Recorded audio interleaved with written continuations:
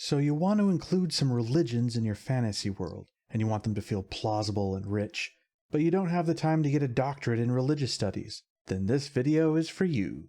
The good news is the bar is pretty low. In a lot of fantasy and sci-fi, religion is weirdly missing. Sure, you might have some gods and some people who worship those gods, but nowhere to be found are the conflicting belief systems, the ancient rituals, the deep-rooted cultural identities, the power struggles, the holy wars, the fanatics, the unbelievers, the heretics. I think some writers get intimidated.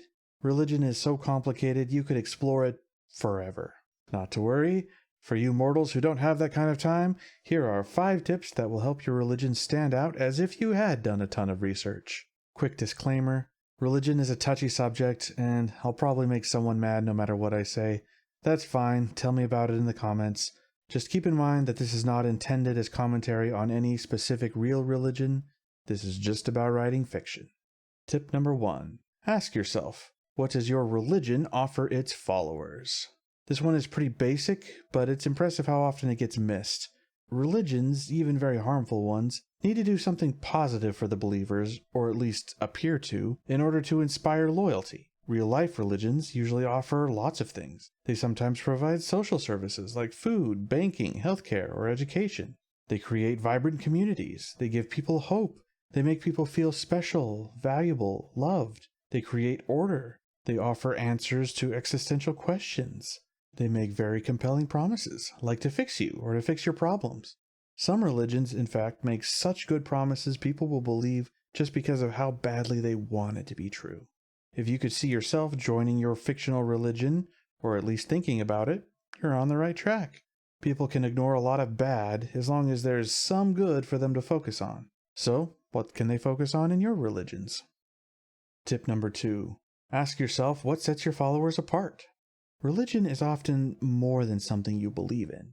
For many, it's something that defines who they are. It is their identity. There are 2 main ways this happens. The first is culture and heritage.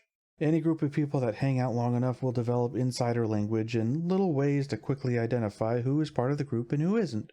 These things can be big, like whole separate languages, culinary traditions, governments, etc., but they can also be subtle.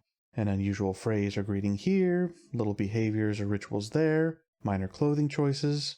If you're consistent about it, adding these little language and behavioral quirks can go a long way in making any group seem more realistic, including religious groups. But real-life religions often take it a step further by making rules. The rules may seem arbitrary and strange to outsiders, but that just makes them all the more effective. People who follow the rules can't fit in as well with outsiders, and so they have more experience in common with each other. It literally sets them apart. In time, anyone who follows a rule long enough stops thinking of it as a rule and starts thinking of it as part of who they are. Sacrificing for the religion becomes a major part of their identity. And once that's true, the more the religion asks them to sacrifice, the tighter they will hold to it. These are the people most likely to be lifelong true believers. As you can imagine, having such faithful followers is very good for a religion's long-term survivability. Identity is a powerful motivator, so consider giving the followers of your religion a cultural identity. Don't be afraid to throw in some deeply inconvenient rules they have to follow, and if you do, think about how those things will set them apart from everyone else. Tip number 3. Ask yourself, what are the rituals? In real religions, rituals are extremely important, and religious leaders know it. Some religions just openly teach that if the faithful stop doing the rituals, they will be in danger of falling away from the religion. And they're not wrong. Doing rituals over and over goes a long way toward making the religion real to people, and reminding them of the things the religion teaches. Also, it's the main way you get stuff from the gods. Whether you're trying to get forgiveness, safety, rain, victory, healing, or anything else, for a lot of religions, there's probably a ritual for that. But in fiction, unless there's like a human sacrifice the heroes need to stop, rituals are pretty rare. So make some. Make lots. They don't have to be big loud things. Characters might do little private rituals throughout the day, or in times of stress, or in response to little triggers like every time they drink water or enter a room or, whenever. Plus, every social event is an opportunity to include the more elaborate religious rituals.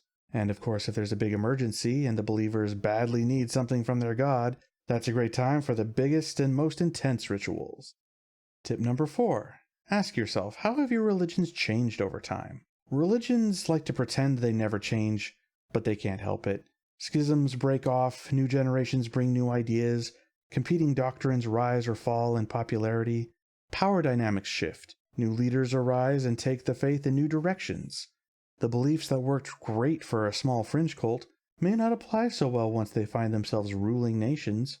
Even what the religion worships can change as people fight about the nature of their gods. So break your religions into factions and make those factions compete for power. If your gods are real, consider making them change over time as well. Check out my video on immortals for more about that. Give people wildly different opinions on what the gods want and how to best appease them. Heck, you could even have the gods swap around which major religions they preside over if things change enough. Toss in the odd holy war. Religion is messy, and this is your opportunity to make a beautiful mess. Tip number 5. Remember that realistic cults are actually terrifying. Fantasy stories sometimes include cults, but the classic fantasy cult actually isn't that scary. Real-life cults are much scarier. They're scary because their members aren't faceless hooded mobs you can murder without remorse. They are your closest friends and family.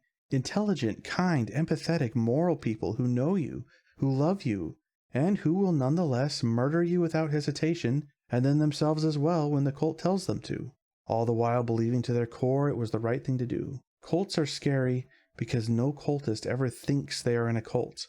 In fact, they are certain they aren't, and you cannot convince them otherwise. Cults are scary because anyone can be a cultist without you knowing, even yourself. I've rarely seen a cult like that depicted in fiction. So, if you're going for the horror vibe, consider adding one.